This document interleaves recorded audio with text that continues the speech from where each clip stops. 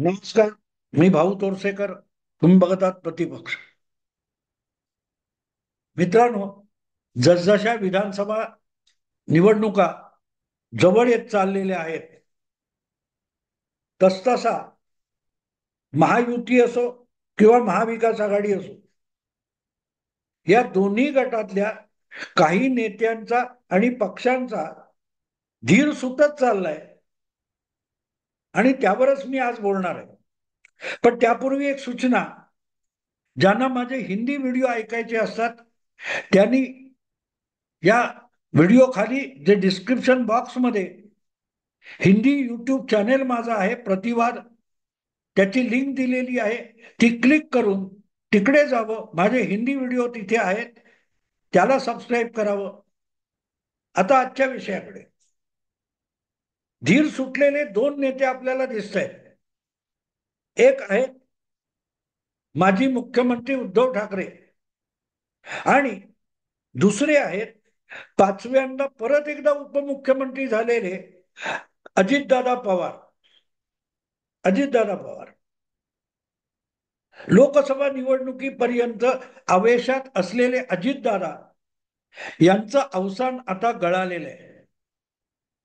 आपल्या हक्काच्या बारामतीमध्ये आपण आपल्या पत्नीला उभं केलं आणि तरीही तिचा प्रचंड मतांनी पराभव झाल्यानंतर अजितदादांचा धीर सुटलेला आहे आणि त्यामुळे गेल्या 2-2.5 महिन्यात हळूहळू करत ते वेगवेगळ्या शब्दातून आपला पराभव मान्य करत आहेत, स्वीकारत आहेत. ते म्हणतात ना, दुःख हळूहळू हलकं होतं. एका दिवसात कालचं दुःख आज संपलं असं होत नाही. हळूहळू करत तुमचं दुःख संपतं. तसंच कदाचित दादांचं झालेलं आहे. काय करावं हे दादांसमोर नाहीये आणि याचं कारण अजितदादा हे माध्यमातले लोक असतील आमच्यासारखे किंवा खुद्द अजितदादांच्या इर्दगिर्द असलेले त्यांच्या पक्षातले लोक असतील, या सगळ्यांनी अजितदादांना ओव्हर एस्टिमेट केलं होतं. अगदी भाजपाने सुद्धा ओव्हर एस्टिमेट केलं होतं असं आता म्हणता येईल. स्वबळावर लढणं हे अजितदादांना आजवर कितींदा जमले. आवेशात अजितदादा पुढचं पाऊल टाकतात आणि दुसऱ्या क्षणाला घाबरगुंडी उडून मागे येतात. हा पहिला अनुभव नाहीये. 2019च्या निवडणुका संपल्यानंतर उद्धव ठाकरे यांनी जी कोलांटी उडी मारली, बंद दरवाजा आड दिलेलं वचन वगैरे म्हणून, आणि त्यामुळे मतदाराने साफ महायुतीला कौल दिला असताना सुद्धा महायुतीचं सरकार बनण्याचे सगळे मार्ग होते ते उद्धव ठाकरे यांनी उद्ध्वस्त करून टाकले आणि राज्यात राष्ट्रपती राजवट लागली. तेव्हा भाजपने सुद्धा उद्धव ठाकरे यांना धडा शिकवण्यासाठी अजितदादांना सोबत घेतलं होतं. आता त्यामागचं पवारांचे डावपेच वगैरे हा विषय काय म्हणतात तो चावून चोथा झालेला आहे. मी तिकडे जाणार नाही. पण सकाळी सकाळी उपमुख्यमंत्री म्हणून देवेंद्र फडणवीसांबरोबर शपथविधी केलेले अजितदादा हे अवघ्या 2.5 दिवसात त्यांचं अवसान मिळालं आणि ते निमूटपणे परत एकदा काकांना शरण आले होते. आता 2.5 दिवसात काकांना शरण आलेले अजितदादा आता 2.5 वर्षानंतर परत शरण येणार आहेत का, किंवा 1.5 वर्षाने शरण येणार आहेत का, एवढाच प्रश्न आता चर्चेचा राहिलेला आहे. कारण 2.5 महिन्यामध्ये हळूहळू करत अजितदादा एक एक पायरी उतरत खाली येत आहे. हे सगळं नात्यात व्हायला नको होतं, कुटुंबापर्यंत यायला नको होतं. हे सगळी पश्चात बुद्धी आहे. मुद्दा असा आहे की अजितदादांनी आजपर्यंत राजकारण केलं ते आपल्या मागे आपल्या काकांची ताकद आहे या बळावरच केलं होतं. तुम्हाला आठवतं मित्रांनो, एकदा राज ठाकरे कशावरून तरी अजितदादांवर टीका करत होते, तेव्हा राज ठाकरेंनी म्हटलं होतं की काका पाठीशी नसता तर याला पानटपरी तरी चालवता आली असती का, असा अपमान अजितदादांचा राज ठाकरेंनी केला होता. आणि अजितदादांचा राग इतका मस्तकात गेला होता की त्यांनी सांगितलं की माझा काका आहेच, मी कुठे नाही म्हटलंय, पण तुझं तरी काय काकाला सोडून, तुझी ओळख सुद्धा काकाचा पुतण्या अशीच आहे, नाहीतर राज ठाकरेला उच्चारतो कोण, असं संतप्त होऊन अजितदादा म्हणाले होते. मित्रांनो, सत्य कोणालाच आवडत नाही, कारण सत्य कटू असतं तितकंच कठोर असतं. आपल्याला काकांनी आधार दिला तरीही, काकांमुळे आपली ओळख झाली असली तरी 2005 नंतर राज ठाकरे यांनी आपली स्वतःची एक वेगळी ओळख निर्माण केली, स्वतःची ओळख निर्माण केली. त्यांनी शिवसेना सोडली, शिवसेनेचे आमदार वगैरे फोडले नाहीत. त्यांचे जे शिवसेनेमध्ये जिवलग सहकारी होते त्यांना घेऊन त्यांनी एक वेगळा तंबू थाटला, एक वेगळा पक्ष काढला, निवडणुका लढवल्या, त्यामध्ये नगरसेवक आमदार निवडून आणले. हे अजितदादांनी कधीतरी केलं होतं का? अजितदादांचा सगळा रुबाब हा काकांच्या बळावर निवडून येणाऱ्या आमदारांमुळे होता, स्वबळावर नव्हता. शिवसेना सोडल्यापासून राज ठाकरे यांनी आपलं बळ स्वतःच आहे हे दाखवून दिलं. अगदी काका शिवसेना प्रमुख हयात असताना सुद्धा राज ठाकरे परिवारापासून वेगळे झाले, पक्षातून वेगळे झाले आणि आपला स्वतंत्र पक्ष त्यांनी निर्माण केला, आपला चाहता वर्ग आणि आपला मतदार त्यांनी स्वतंत्र निर्माण केला आणि आपल्या चुलत भावाची टक्कर देत देत आपलं राजकारण स्वतंत्रपणे केलेलं आहे. अजितदादांना असं राजकारण आजपर्यंत कधी करता आलं नाही. म्हणूनच 2019ला 2.5 दिवसाचे उपमुख्यमंत्री झालेले अजितदादा नंतर राजीनामा टाकून एका रात्री परत आपल्या काकांच्या चरणावर मस्तक टेकायला आले आणि परत एकदा उपमुख्यमंत्री झाले. याचं कारण अजितदादा एक विसरले की जोपर्यंत काकांचा आशीर्वाद आणि काकांचं पाठबळ आपल्या मागे आहे तेवढीच आपली राजकीय ओळख आणि तेवढीच आपली राजकीय ताकद आहे. त्यांच्याच पक्षाचे सुनील तटकरे परत एकदा निवडून आले. अगदी शरद पवारांचा हात पाठीशी नसताना सुद्धा तटकरे निवडून आले, कारण तटकरे हे शरद पवारांच्या पक्षात आणि सोबत दीर्घकाळ असले तरीही रायगड जिल्ह्यामध्ये शेतकरी कामगार पक्षाची जी मोनोपॉली होती, मक्तेदारी होती, ती उचकटून टाकायला त्यांनी शरद पवारांची मदत घेतली. पण तिथली स्थानिक पातळीवरची लढाई तटकरे स्वतः लढत होते, स्वतः लढत होते. 2014ला त्याच रायगड जिल्ह्यामध्ये लोकसभेला पराभूत झालेले तटकरे 2019 मध्ये मोदींची लाट असताना सुद्धा निवडून आले, लोकसभेवर निवडून आले.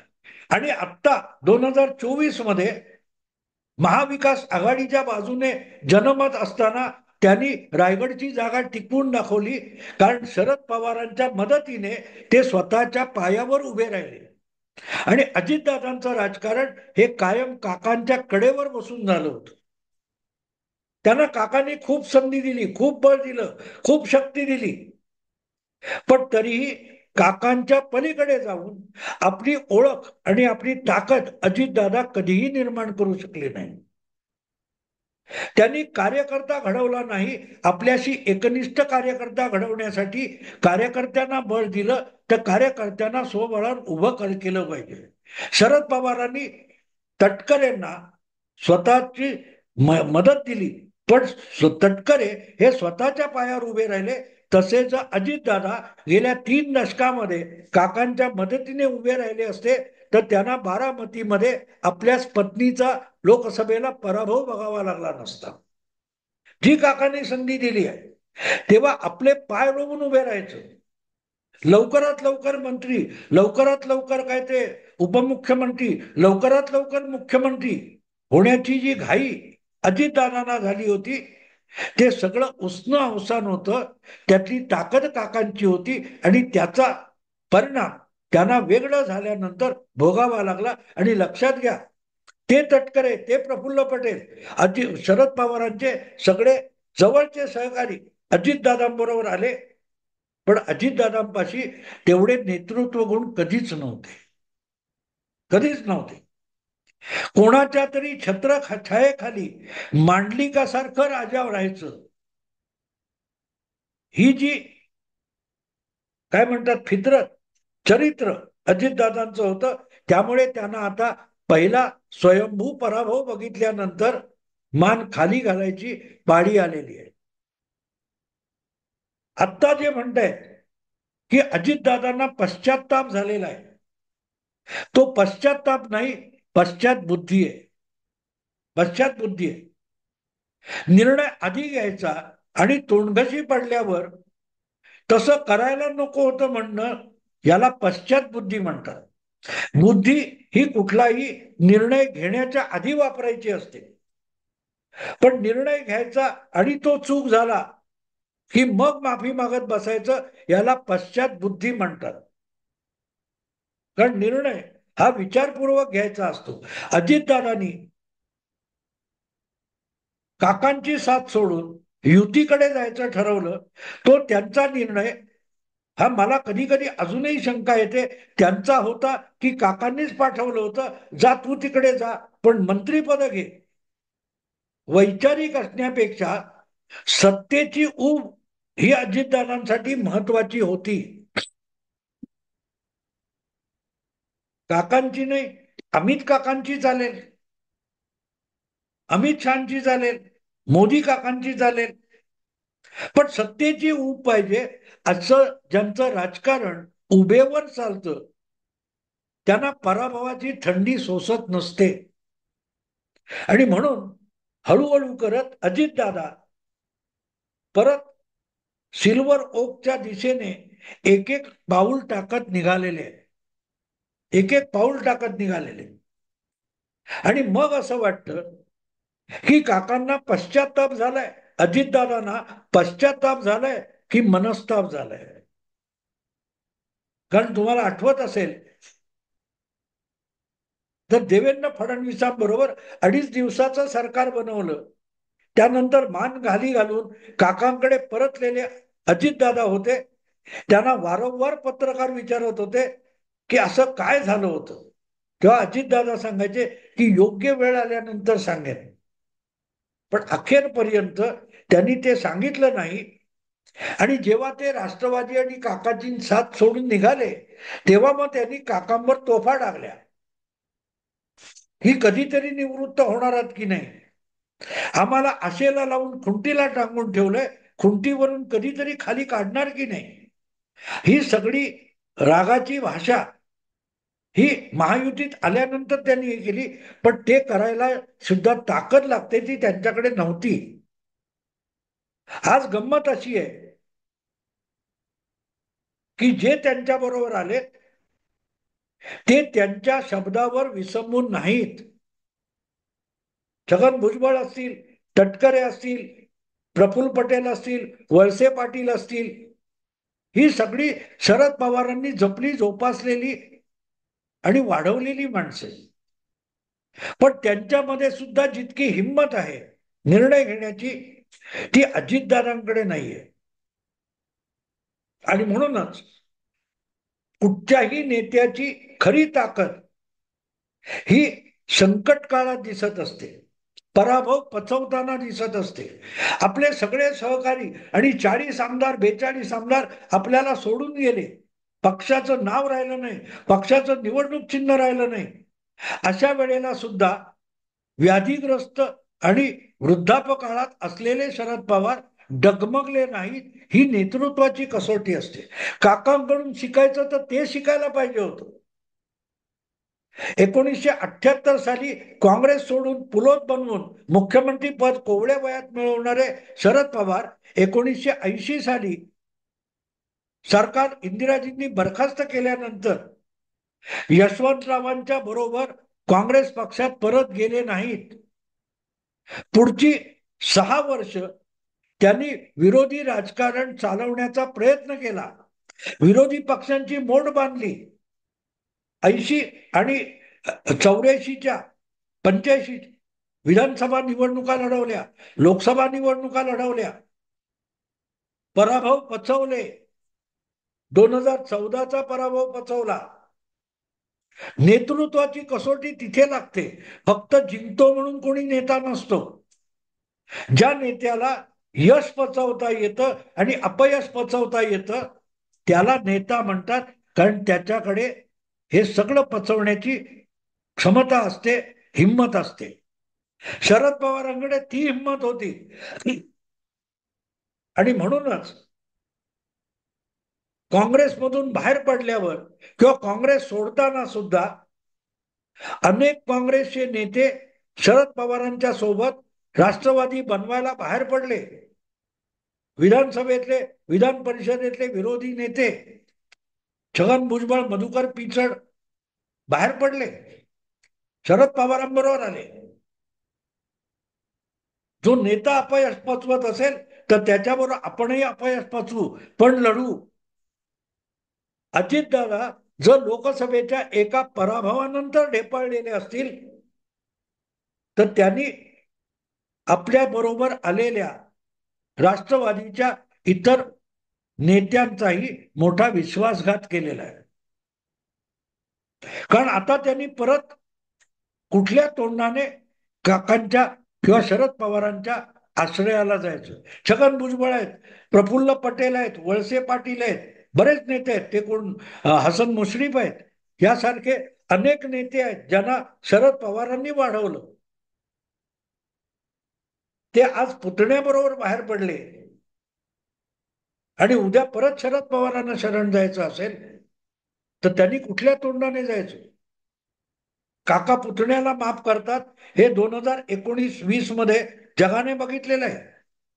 पण ते काका भुजबळांना, प्रफुल्ल पटेल, वळसे पाटील इत्यादींना माफ करतील का?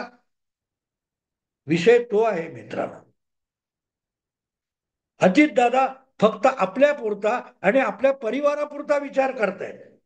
नेत्याने आपल्या परिवारापेक्षा आपल्या पक्षाचा आणि आपल्यासोबत झुंज देणाऱ्या सवंगड्यांचा विचार करायचा असतो. अजितदादा आज सुद्धा आपल्या पत्नीला राज्यसभेत घेऊन गेलेत. बारामतीला आपल्या जय नावाच्या मुलाला उमेदवार करायचा विचार करतायत. त्यांच्या बरोबर ज्या 40 आमदारांनी पक्ष सोडला, शरद पवारांची शत्रुत्व पत्करलं, त्यांचं काय?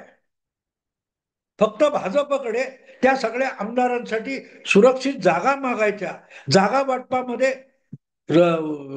आपल्या वाट्याला किंवा या आमदारांच्या वाट्याला सुरक्षित जागा यावी किंवा मंत्रिपद मिळावीत, हा वाडगा घेऊन फिरणारा नेता नसतो. संकटकाली आपल्या सहकाऱ्यांना धीर देणारा आणि झुंजायला प्रोत्साहन देणारा नेता असतो, हिंमत देणारा नेता असतो. अजितदादा स्वतःचाच इतके डळमळलेले की ते त्यांच्या सहकाऱ्यांचं आणि पक्षाचं नेतृत्व करू शकत नाहीयेत. आणि म्हणून महायुतीत आल्यानंतर तिथून परत बाहेर पडायचं कसं, हे त्यांच्या समोर संकट झालेलं आहे. त्यांना पश्चाताप झाला म्हणण्यापेक्षा युतीत राहणं हा मनस्ताप झालेला आहे. वर्ष सव्वा वर्ष मंत्रीपद उपभोगलीत आणि आता बाहेर पडायचं तर लोकांना सांगायचं काय? कारण फक्त शरद पवार जाब विचारतील असं नाहीये, सुप्रियाताई जाब विचारतील असं नाहीये, जितेंद्र आव्हाड किंवा रोहित पवार जाब विचारतील असं नाही. सामान्य मतदार सुद्धा जाब विचारणार आहे. मग तिकडे गेला कशाला होता? तुमचेच सवंगडी तुम्हाला विचारतील की तुमचं ठीक आहे, तुम्हाला घरातल्या घरात ऍडजस्टमेंट झाली, आमचं काय? तुम्ही आम्हाला तुमच्या बरोबर बुडवून टाकलं. आणि इथे लक्षात येतं की अजितदादा यांना पहिल्यांदा आपली खरी ताकद कळते लोकसभा निवडणुका संपल्यावर आणि विधानसभा दार ठोठावत असताना. म्हणून घर सोडणं, परिवार मोडणं याचा पश्चाताप झाला अशी जी भाषा अजितदादा बोलतायत, ते खरं तर आता इतके लोक सोबत घेतलेत, त्यांचं काय करायचं हा मनस्ताप आहे. एक गोष्ट क्लिअर आहे, त्यांना भाजपने सोबत घेतलं, त्यांची काही ती निवडणूक आयोगाची किंवा सुप्रीम कोर्टातली लढाई भाजपच्या प्रणित वकिलांनीच लढवलेली आहे. तिथे सुद्धा अजितदादा स्वबळावर लढू शकले नाहीत. त्यासाठी भाजपचा आश्रय आणि आसरा घ्यावा लागला. आता परत जर पवार साहेबांकडे जायचं असेल, काकांना शरण जायचं असेल, तर मग अजितदादांना भवितव्य काय? ते जेव्हा म्हणतात की आता खूप झालं, या निवडणुका लढवण्याचा कंटाळा आला, 65 वर्षाचा झालो, हे सगळी पश्चात बुद्धी आहे. कारण अजूनही मनात कुठेतरी आतल्या आत मुख्यमंत्री होण्याची महत्वाकांक्षा वळवळते आहे. जशी 8-10 खासदारांमध्ये पंतप्रधान पदाचं स्वप्न बघता येत नाही असं म्हणणाऱ्या शरद पवारांच्या मनात आज सुद्धा पंतप्रधान पद हुलकावणी देत असतं. तशीच अजितदादांची अवस्था आहे. काकांच्या बाबतीत, काकांच्या अनुकरण म्हणायचं असेल तर अजितदादांनी त्या बाबतीत केलेलं आहे की आधी चूक करायची आणि मग पश्चाताप आणि मनस्ताप करत बसायचं. हे शरद पवारांनी राष्ट्रीय राजकारणात अनेकदा केलं, अजितदादांनी ते राज्याच्या राजकारणात केलं. तेव्हा आता जी पश्चातापाची भाषा आहे ती व्यवहारात मनस्तापाची भाषा आहे. मित्रांनो, आता इथेच थांबतो. आवडलं लाईक करा, शेअर करा, सबस्क्राईब करा. नमस्कार.